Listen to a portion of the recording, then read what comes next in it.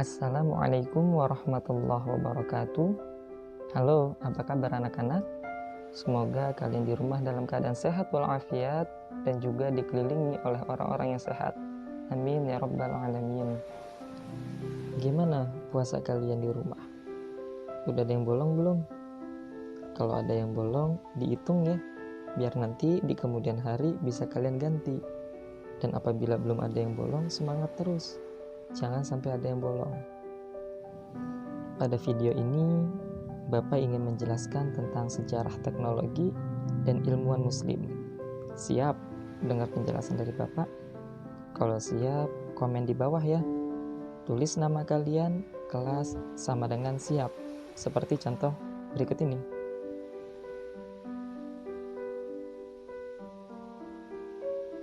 Kalau sudah komen siap, maka kita baca basmalah bareng-bareng. 1, 2, 3. Bismillahirrahmanirrahim. Perkembangan teknologi yang saat ini kita rasakan tidak terlepas dari para ilmuwan terdahulu yang sangat hebat. Coba sebutkan ilmuwan-ilmuwan hebat yang pernah kalian dengar namanya. Ya, benar. Ada Albert Einstein, ada Nikola Tesla, ada Isaac Newton, ada Alexander Graham Bell, dan lain-lain sebagainya. Itu merupakan ilmuwan-ilmuwan besar dunia yang memiliki jasa besar dalam era modern saat ini. Tapi di era modern saat ini, selain ada jasa-jasa tadi yang Bapak sebutkan, ada juga jasa-jasa dari ilmuwan-ilmuwan muslim. Mau tahu? Kalau mau tahu, ayo kita pelajari lagi. Dari sekian banyak ilmuwan muslim yang memiliki jasa besar dalam teknologi modern saat ini, Bapak membuat rangkuman tentang ilmuwan-ilmuwan muslim yang memiliki jasa besar, yang jasanya masih berguna sampai dengan era modern pada saat ini. Siapa aja itu? Yang pertama adalah Ibnu Sina. Memiliki nama lengkap Ali Al-Husain bin Abdullah bin Sina. Beliau adalah ilmuwan hebat, filsuf hebat, sekaligus dokter hebat yang lahir di negeri Persia. Kehebatan beliau semua berawal karena beliau memiliki kesukaan yang sangat luar biasa. Apa kesukaannya? Kesukaan beliau adalah yang pertama, beliau suka belajar. Yang kedua, beliau suka membaca. Yang ketiga, beliau suka menulis. Luar biasa, ketika kesukaannya ini membawa beliau menjadi orang hebat. Terbukti di usia yang masih anak-anak, beliau telah menghafal kitab suci umat Islam, yaitu Al-Quranul Karim. Dan terbukti pula di usia remaja, beliau berhasil menjadi dokter untuk kerajaan Bukhara. Pada waktu itu, Raja Bukhara sedang sakit. Nuh bin Mansur, seorang raja dari kerajaan Bukhara pada waktu itu, meminta pengawalnya untuk mencari seorang tabib, mencari seorang dokter untuk bisa mengobati penyakit beliau. Sampailah pengawal kerajaan kepada Ibnu Sina, meminta kepada Ibnu Sina untuk mengobati Nuh bin Mansur tersebut. Setelah diobati oleh Ibnu Sina muda, ternyata berhasil sembuh. Karena sembuhnya Nuh bin Mansur tadi, maka Ibnu Sina mendapatkan hadiah. Apa hadiahnya? Hadiahnya yaitu dipersilahkan untuk tinggal di kerajaan selama masa pengobatan Nuh bin Mansur tadi. Ternyata tawaran yang sangat luar biasa tadi ditolak oleh Ibnu Sina. Kenapa? Karena Ibnu Sina memiliki keinginan lain, bukan tinggal di istana, melainkan beliau ingin masuk ke dalam sebuah perpustakaan. Beliau ingin banyak membaca buku, yang buku tersebut ada di dalam perpustakaan milik kerajaan Bukhara. Apa kata raja? Ternyata pihak kerajaan mengizinkan keinginannya dari Ibnu Sina. Dipersilahkan Ibnu Sina untuk membaca semua buku yang ada di perpustakaan tersebut.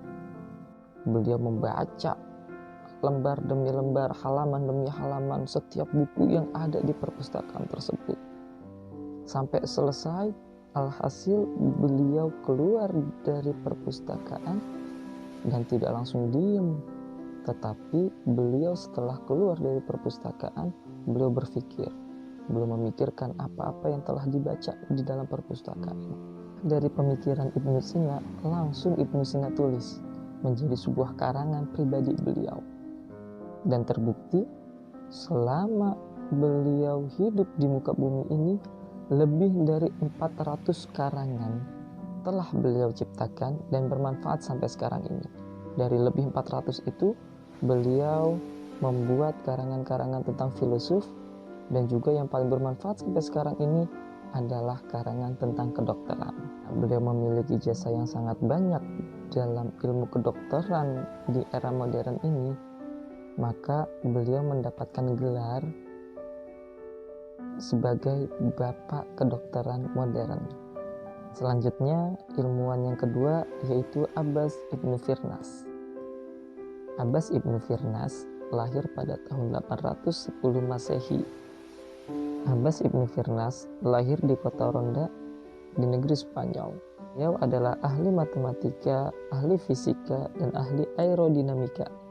Sejarah kehidupan beliau bermula saat tahun 852. Pada waktu itu, beliau menonton pertunjukan dari seorang akrobatik jalanan. Pada waktu itu, Armen Firman membuat pertunjukan melompat dari gedung tinggi menggunakan alat semacam parasut. Dan alhasil, Armen Firman dapat membuat inspirasi bagi Abbas Ibnu Firnas. Tahun 875, beliau berhasil membuat sebuah eksperimen, berhasil membuat sebuah percobaan. Beliau membuat sebuah pesawat tanpa mesin yang beliau undang semua warga untuk menonton beliau terbang dari sebuah bukit Jabal Arus di daerah Spanyol. Beliau terbang kurang lebih selama 10 menit. Dan penerbangan itu menjadi penerbangan pertama sekaligus penerbangan terakhir dari Abbas Ibnu Firnas. Kenapa? Karena penerbangan itu memiliki sebuah kekurangan. Apa kekurangannya? Kekurangannya adalah Abbas Ibnu Firnas tidak membuat pengendali supaya pesawat buatannya itu bisa bermanuver, bisa belok kanan, bisa belok kiri, bisa mengendalikan kecepatan dan lain sebagainya. Itu kekurangannya. Alhasil, saat beliau mendarat tidak bisa dikurangi kecepatannya, sehingga beliau terjatuh, sehingga membuat tulang bagian belakangnya patah. Karena kecelakaan itulah beliau bertahun-tahun sakit, dan alhasil beliau wafat pada tahun 887. Namun percobaan beliau itu menjadikan sebuah inspirasi bagi para ilmuwan-ilmuwan modern untuk menciptakan pesawat-pesawat bermesin yang sekarang sudah menjadi kendaraan umum bagi masyarakat modern pada saat ini.